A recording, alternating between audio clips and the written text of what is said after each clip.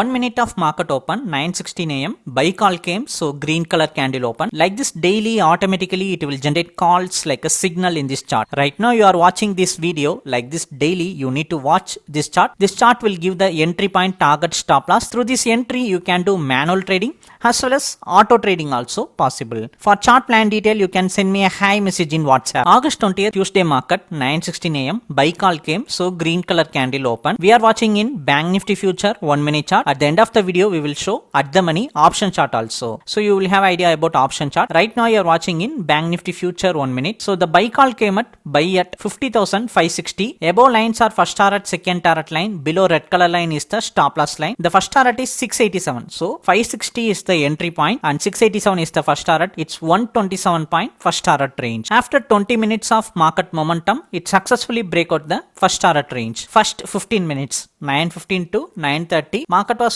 low volatile, low movement, but during this sideways market after 9:30 a breakout happened. During that breakout it started to move in bullish direction and break out the first target. Like this call generated and break out the target. Meanwhile, let's take a look at the money option weekly expiry 50,500 call option.